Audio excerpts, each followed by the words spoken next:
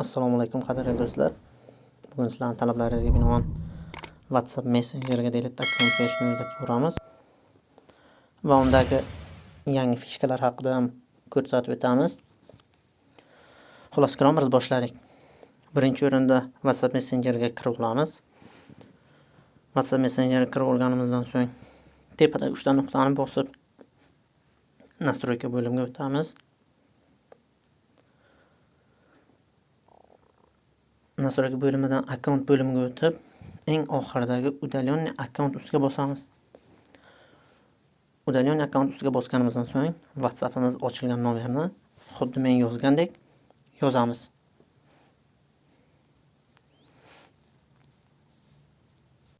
Shu nomerga ochilganiga ishonch hosil qilishingiz kerak va qizil nuqtani bosamiz, udalenniy account. Shu bilan biz WhatsAppimiz delete account bo'ladi. Keyingi fishkalarimiz bu sim kartadan sim kartaga o'tkazish. Ya'ni unda WhatsAppingiz ochilgan eski sim kartadan yangi sim kartaga o'tkazish uchun esa avvalambor tepadagi izmenit nomeriga bosamiz. Izmenit nomeriga bosganimizdan so'ng biz mana ko'rib turganingizdek ikkita nomer yoziladigan joy chiqadi. Ikkita nomer joy chiqadi. Birinchi qismiga eski nomerimiz, ikkinchi qismiga yangi nomerimizni yozamiz. Va dalani bosganimizdan so'ng nomerimiz izmenit bo'ladi.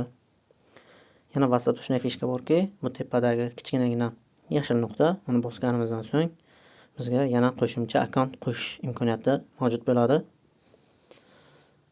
Shu bilan bugungi videorolikimiz tamom. Videorolik manzur bo'lgan bo'lsa, biz xursandmiz. Keyingi videoroliklar nima haqida bo'lishini kutib qolamiz. Sizlarni esa qo'llab-quvvatlash, podpiska va like bosib qo'yasizlar. Keyingi videolarda ko'rishguncha xayr salomat bo'linglar.